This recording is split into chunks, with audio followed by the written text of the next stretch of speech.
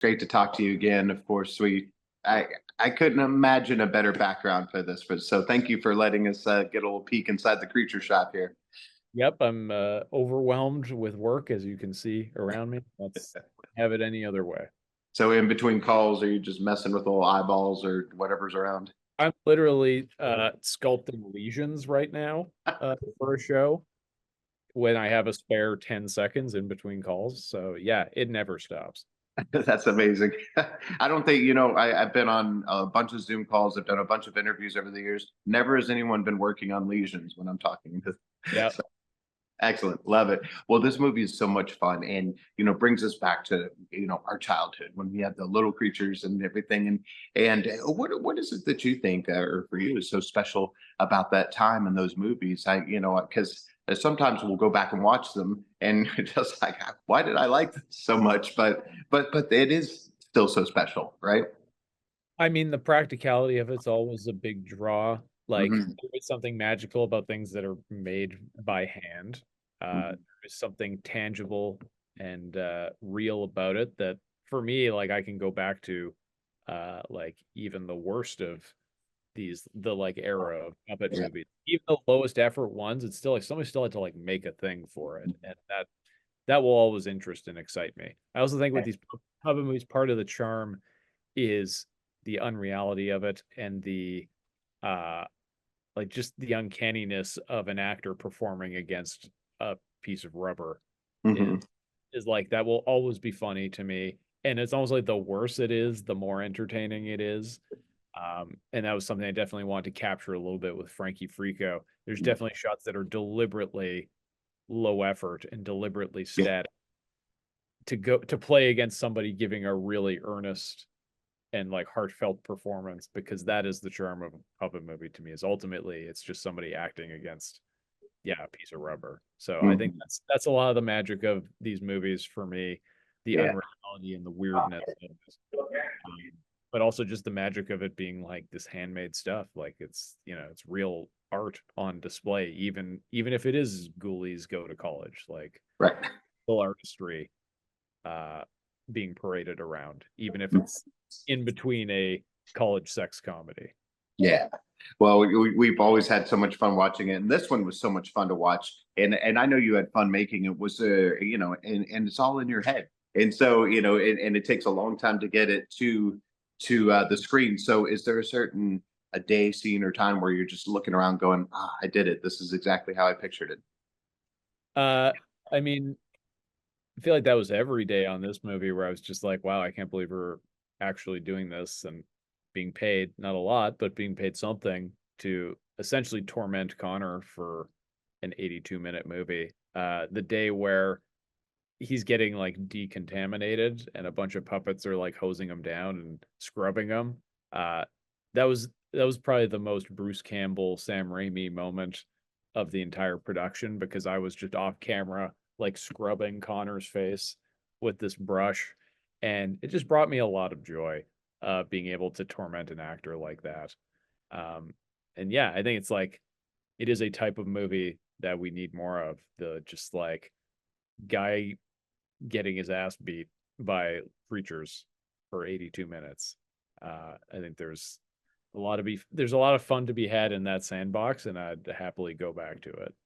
Yeah, there sure is. Well, of course, you brought us the amazing Psycho Goreman, which we just absolutely love. It had to have been so much fun, seeing that also take on its own life with with all the action figures and the memorabilia and cups, and I think you must have just it must have just been joyful, and hopefully you'll do the same thing with this one, right?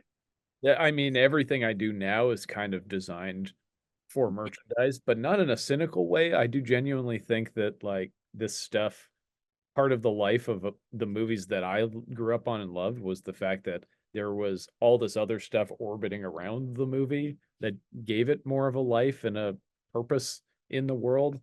In the advent of like streaming, I feel like we've lost that a bit, where it's like you can watch a movie and you forget it a week later. And I feel like it's a lot harder to forget a movie when you have like a collectible glass of it on your shelf, or an action figure, or the soundtrack, or all that stuff. I just think that stuff breathes extra life into a project. So I try to I try to include as much as I can on every movie that I make. I love that. Well, you, of course, people are looking at what you're doing. They've been looking up to what you're doing for years and thinking, see, that's what I want to do. But it's so much harder. You just make it look easier. And so, what kind of advice would you give to filmmakers that want to tell these fun, cool, great stories? I mean, don't give up. Uh, it's going to be miserable for like 98% of it, but those little pops of joy that happen, like when you're, you know, spraying your actor with a hose and scrubbing him down and he's screaming, like those moments of positivity will stay with you and carry you through uh all the dark times. So yeah, it's like don't give up almost out of like defiance, because it is an industry that's like built on destroying creativity and destroying people's like will to create, in the bureaucracy of it, and in the like this system we've created of making movies and distributing movies. And so uh yeah, I say like out of defiance, just keep making your stuff, even if it's just in your backyard with your buddies. Mhm. You're making monsters out of duct tape and hot glue, like doesn't matter, just keep making it. It's a great time to be making movies. The tools are all there, the resources are there, everything you need to like put your idea on the screen is easily accessible. Mhm. You have a camera in your pocket right now, you have a phone that can shoot a movie. Like Mhm. the hard part is just going and doing it. And so just get over that hump, and then you'll be there. You'll be in. Yeah. I love that. My co-host is Drew Pearson, one of our great Dallas Cowboys, caught the Hail Mary, went in the Hall of Fame. And we love to ask people their Hail Mary moment, which is that moment in your life or career where you just had to go for it and it worked out for you. What do you suppose that was for you? Like I don't think I'm like over exaggerating when I say, like, as a filmmaker, like every other day is a Hail Mary of like, well, I hope this works. Uh, I mean, like the Hail Mary on this movie was like plopping this script down in front of the producers and being like, here's the movie I want to make, and them reading it and being like, what is this? Like, what is this nonsense? Uh, yeah. So I think that's like a big moment. I mean, uh, yeah, the Hail Mary of just being like, I'm just going to be a filmmaker, and Mhm. that's what I'm going to do. I'm going to turn down going to school to be a teacher or a lawyer or something, and I'm just going to like commit to making monsters Yeah. and putting them on screen, and tormenting my actor friends with Yeah. them. I think that's a big broad Hail Mary, I think, in for my entire life. I love it. Well, of course, what you're doing is very solitary, and sometimes you have to kind of keep your head in the right place to be able to do everything you do because so much of it relies on you. Is there something you keep in mind that kind of keeps you on that right path and gets you through? I mean, just the nature of the work that I do, I'm constantly forced to zero in and focus on what I'm making. I think that's what keeps me engaged in this industry, and why I haven't been completely broken yet, is because I'm able to sit at my desk and sculpt creatures and just be in the moment, and have that creative passion, and not be overwhelmed with all the BS that comes with making a movie, because there is a lot, there are mountains of it. So I think the nature of what I do and the crossover of like doing creature effects and directing, uh, like there's just so much constant variety and moments of clarity in me actually doing the art, that I think that's what keeps me going. I love that. And of course, we're going to get to see you down in Austin for Fantastic Fest for this, right? Yes, I can't wait. I'm scrambling to get a bunch of work done now so I can hopefully have a guilt-free vacation in Austin. But we'll see. I'll probably be sitting in the theater sculpting lesions or something, uh, I because hope you are. That'd be great. I'll have to be doing some kind of work. But yeah, I'm very excited. I love Austin. It's the best. This will be, I think, my sixth time down there. So yeah, it's my favorite. Yeah, and the fest is just amazing. Is there any movies or anything you're hoping to catch while you're down there? I haven't even like looked at what's Yeah, playing. Like yeah, I just, for me, the goal is like just get all this shit done and get down there. And then yeah, then I can assess the situation. But I'm excited to have barbecue. yeah. The place that's adjacent to the theater, Maudie's, Hmm. Tex-Mex place. Like I just want to go sit there and enjoy a pitcher of salsa and some chips. That's what I right now.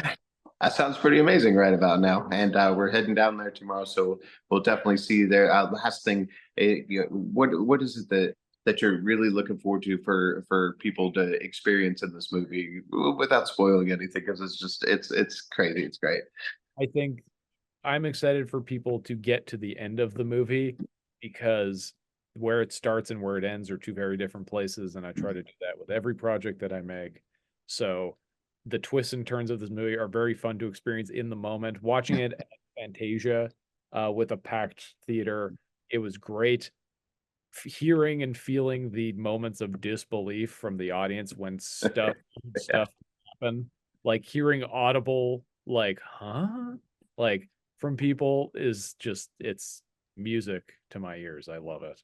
So I love it. excited for people to experience the twists and turns of it. Excellent. Well, we'll please keep making these wonderful movies. We'll absolutely love them. Looking forward to seeing you in Austin, and hopefully we can have some chips and salsa. That sounds great. It's a Awesome. Thank you so much. Appreciate you. Okay.